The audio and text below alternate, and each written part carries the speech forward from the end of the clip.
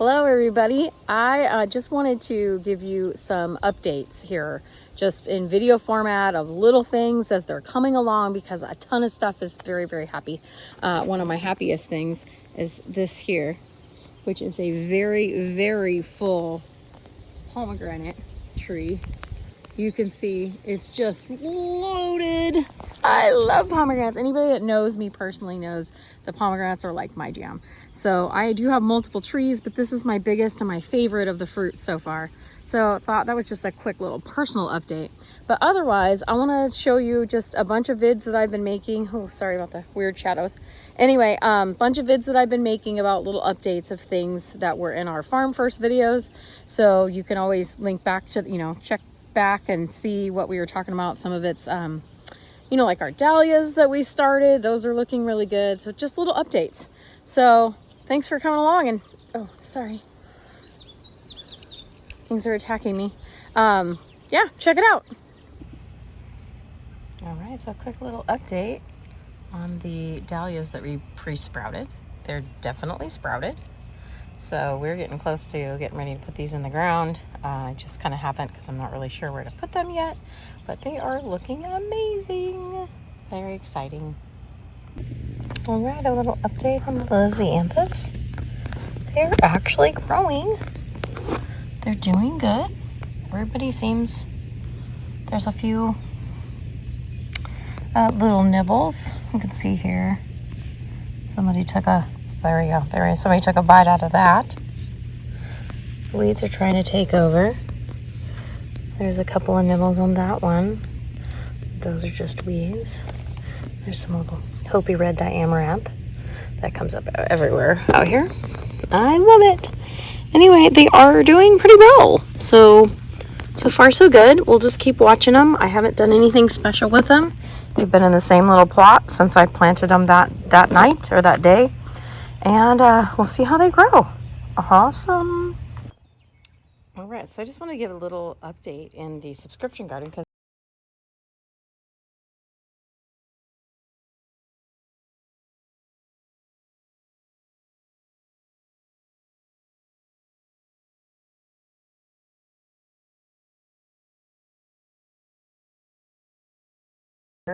it's just grassy. It's kind of under the overhang. If I go up, you can see there's an overhang from the corral that's here. The corral, there's open corrals, this is one open corral here, and then there's a next one, and then a next one, and then there's these corrals here that are covered. That way, back in the day, this is where they would organize cows, because this was originally a cattle ranch.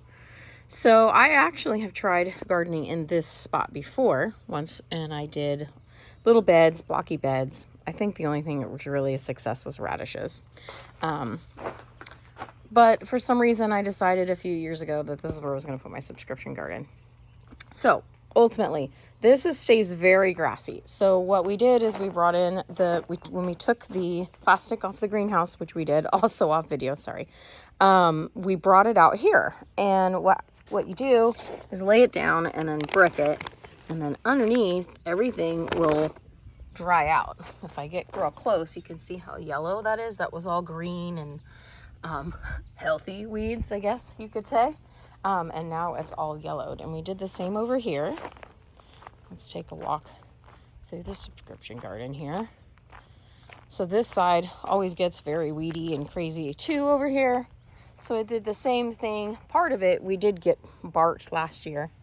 And everything's a little chaotic because we're in transfer from having had to keep everything onto that to getting it planted out. And then all this is going to come down and move again.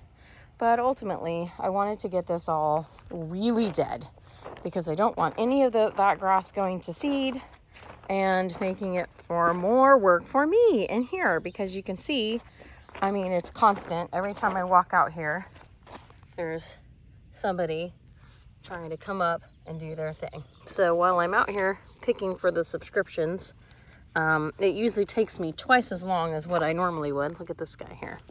There's a bindweed in there, along with my burplium. Anyway, it usually takes me twice as long as what it really would because I'm out here weeding as well, which is what I like to do. You also see several pie pans that are out here. That was my fun attempt the other day. Actually, oh, I just saw poppies blooming. I'm gonna go over and just get a little close-ups because they don't do great in the vase, but they are so pretty just to have in general. Look at that. Oh my gosh. They're so tender though, and they just don't last. See, like this one's like, that's like a day old. So then it'll look like that. But look at, oh, so pretty. Anyway, to finish what I was saying, I read years ago, I've read this, and I read it again the other day that said, if you take beer and put it in these little pans, that slugs will climb in there and eat them and drown. And I was having quite slug issues. That's what I'm suspecting has been eating on my Lysianthus and my zinnia babies. So I tried that the other day, and it did work. I had all kinds of tons of little baby sluggies in there. Look, here's another, more weeds. They're constant. And part of the problem is that during the winter, this gets very moist. And then actually it pooled all down in that area this last year, which I didn't like. And I came out and I could smell, it smelled stinky. So then I panicked and I dug up my dahlias, which I think they were in this aisle. Maybe one of these two aisles. I dug them up.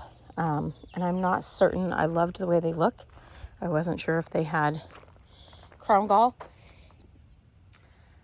So just in a abundance of caution, I did not put them back out here, and I'm trying to figure out whether I want to do anything with them at all or just get rid of them and start over. I did get all those babies from the flour mills, and they all are very, very happy, as you've probably seen in the updates. So anyway, that's part of the fun that we're doing with this project here. And I think that we decided we like the results so much because look, that we will likely for the U-pick, I have a whole bucket of pumpkin and gourd seeds that I need to plant. So I think we're going to do this same thing in the rows between them because they get sprinklers between the trees down there. And that way, by the time the pumpkins are ready to grow into the pathways, because they will, this will all, the rows down there, the grass in the rows will all be dead. So anyway, that's kind of what we're up to right now. It's just getting things cleaned and organized and trying to play catch up after we've been planting like crazy down there. And it is planted and growing, and I put in new seeds every day. So that's exciting. Okay, so I just wanted to show you what I meant when I said that Hopi red dye amaranth grows everywhere out here in the cut garden. Those are growing in between the rows. And you notice some are also popping up in the rows, which is nice. Those are the ones that get to stay, especially if they're not completely competing with everyone else in the row. A lot of times if they are, I will just kind of pop them out. But these guys, they're seeing a lot of damage this year. I don't know what's around that's eating them, but they've never been this damaged before. You can see there's some serious skeletonization on those guys. So I'm working on that as far as trying to figure out what it is and combating it. But yeah, these are fun. They grow everywhere. They're so prolific. I love them. I wouldn't change a thing about it because ultimately, I mean, I use them a ton in my arrangements. But see how nice they look when they're, you know, when they get about this tall. All these guys, I'll pull them right out by the roots out of the, oh, I just saw a little mushroom. Look how cute it is. Oh, cute little mushroom. Anyway, when they get, a foot tall or so, I yard them completely out of the aisles, and then I just leave them in the pathway, or in the actual rows to continue to grow on. I just saw a big weed here too. Look, see? Oh, all the time. Boy, and look at, so I did use some organic neem on these cuties. These are zinnias. I'm going to pinch this top. So I just took my nails, pinched that little top bit off there, and then it'll grow a bunch of side shoots, which is good. It looks like it might have been done already. But these, there's a bunch of damage there. So it has really helped. All this new growth you see doesn't have that. So that's really good. I think it's working. This year's been a really bad buggy year. Last thing is, how cute are these star flowers? Let me see if I can get it to focus on that. Hold on, let's move here. Oh, whoop, here. There it is. Look at how cute. And I love the color that the actual blossom on the scabiosa is. This is like a dishwater bluey, purpley, creamy color. Honestly, I'm gonna say these might be my new favorite flower. I mean, I love zinnias, obviously, but these are really fun and versatile, and the stalks are very firm, so they make great arrangements, and they give this kind of fluffy, ethereal form to it. This one was a little wild. See, I had to stake them together because they were trying to flop over, which happens from time to time, but like this one's fine. It's completely upright. And then I've got several. These are the ones, they reseeded themselves in here, which is wonderful. I always love that. But to such a degree, I'll pick a few weeds here while I'm in here. To such a degree that I picked a bunch of them out of here and we put them in the U-Pick. And they've been doing fabulous in there. So I love that. I just have to be careful because, like, if you see this little guy here, let's see if I can get it to focus on it. There we go. It looks like a weed. And look, here's two more. They look like weeds. I would have normally pulled those.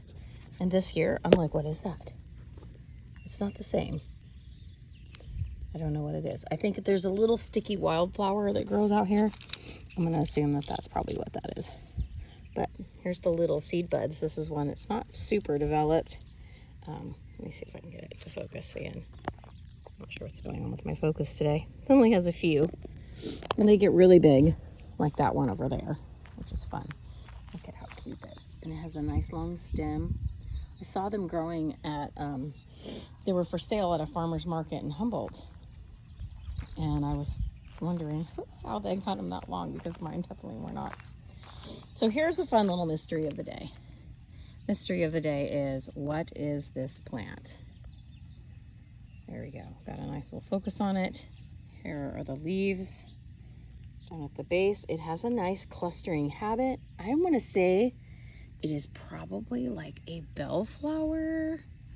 There were a few little things I put out here that they didn't do well as far as starting, but there was a few and I just planted them. I'm going to go with bellflower. What's your vote? We'll see. They're getting close. Very close to actually blooming. They've been looking like this for several days.